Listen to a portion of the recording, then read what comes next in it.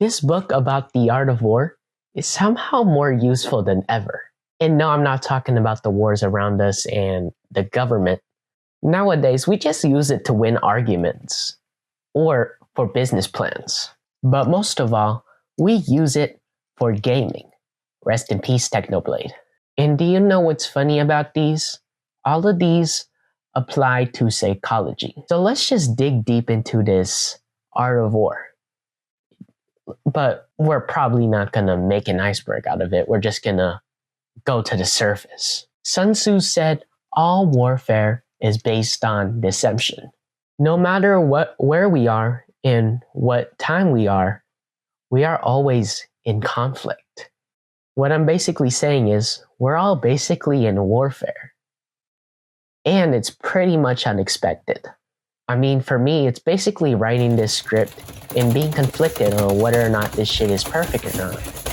But hey, at least you see a video of Rende time. Now, there's so many conflicts that you can be in right now.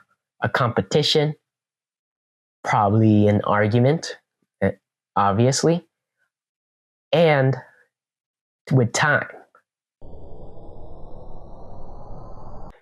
Another thing that sounds pretty weird, but it probably would make sense, is parlays. Because you're trying to bet on the sports team to score whatever points they have, or to win or something. I'm not really into parlays, but I do know the fundamentals of gambling. Sun Tzu said, if you know yourself and know your enemies, you will win thousands of your battle. And sometimes our enemy comprises of bad habits and addictions, like weed, smoking, which is basically the same as weed, vaping, which is basically the same as smoking, lust, which is another word for, no, I'm not going to list them all. But there is an article where James Clear talks about it on how we can use the art of war to destroy our habits. And it's to attack when they are not prepared. Because how are you going to know when to attack when you don't know where the enemy is coming from? Sun Tzu said, the good of old first put themselves beyond the possibility of defeat, and then waits for an opportunity of defeating the enemy. Now, this is primarily not even a psychology quote. It's more like a war quote. It still got some psychology elements to it.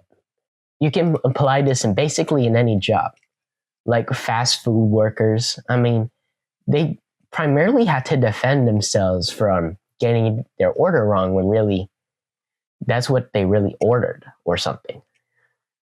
I mean, I'm basically saying that fast food workers, grocery shop workers, any other workers that has to do with like human psychology or talking to humans, that's basically putting themselves beyond defeat. That's basically defending themselves on and figuring out who is wrong or right. Or just defending themselves because they think that they're right. To secure ourselves against defeat lies in our own hands, but the opportunity of defeating the enemy is provided by the enemy himself. Now, we can have like a gazillion enemies. Like I told you, bad habits, addictions, and all the other shit that I just mentioned. Too bad I'm not going to go through a list of it. But this is more important as the other quotes, because by knowing yourself and the enemy, you are incapable of defeat. Yeah, I think this is good. Oh no. No. Why is Ghost the captain?